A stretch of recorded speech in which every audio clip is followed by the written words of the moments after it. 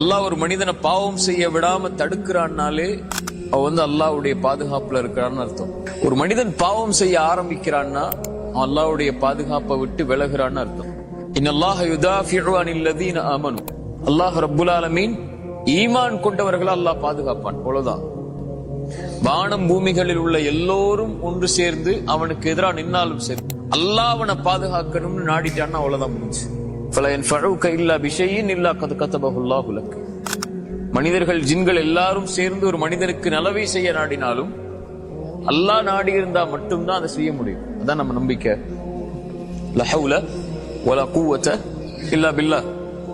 எந்த சக்தியும் இல்லை, எந்த ஆற்றலும் இல்லை அல்லாஹ் அதை நாடாம, அல்லாஹ் விரும்பாம. அல்லாஹ் என்ன பாதுகாக்காத வரைக்கும் எந்த பாதுகாப்பும் இல்லை.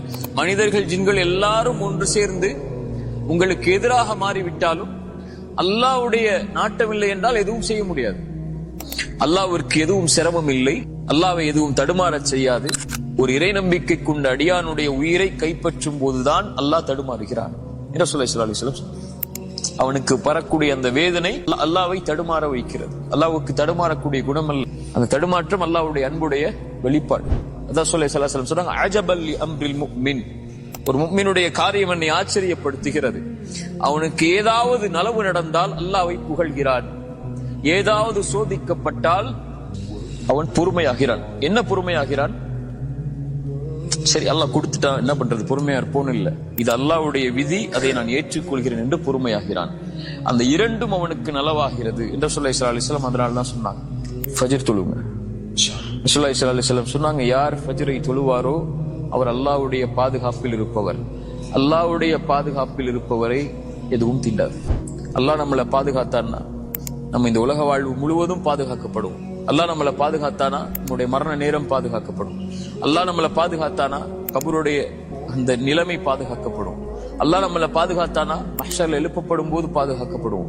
அல்லாஹ் நம்மளை பாதுகாத்தானா அல்லாஹ் அர்ஷுடைய நிழல்ல நம்மளை பாதுகாப்பான். அல்லாஹ் நம்மளை பாதுகாத்தானா மறுமையுடைய விசாரணையில அல்லாஹ் பாதுகாப்பான். அல்லாஹ் நம்மளை பாதுகாத்தானா சிராத்துடைய பாலத்தில் அல்லாஹ் பாதுகாப்பான்.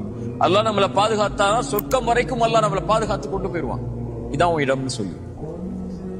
அல்லாஹ் நம்மளை பாதுகாக்காமல் விட்டான்னா உலகமே ஒன்னு சேர்ந்து நம்மளை பாதுகாக்க நினைச்சாலும், நமக்கு உறுதுணை அணிக்க நினைச்சாலும், நமக்கு நலவு செய்ய நினைச்சாலும் நடக்காது. ரெண்டு விஷயம் உங்க வாழ்க்கையில் இருந்துச்சுன்னா அல்லாஹ் உங்களை பாதுகாத்துக்கிட்டே இருப்பான். ஒண்ணு, குர்ஆன காலையிலேயும் மாலையிலையும் ஓதுங்க. உங்களுக்கு தாய் தந்தை உயிரோடு இருந்தா ஒவ்வொரு நாளும் அவங்கள்ட்ட பேசுங்க கண்ணியமான முறையில. இந்த ரெண்டை நீங்க செஞ்சீங்கன்னா அல்லாஹ்வுடைய பாதுகாப்புல இருந்து நீங்க விலகவே மாட்டீங்க.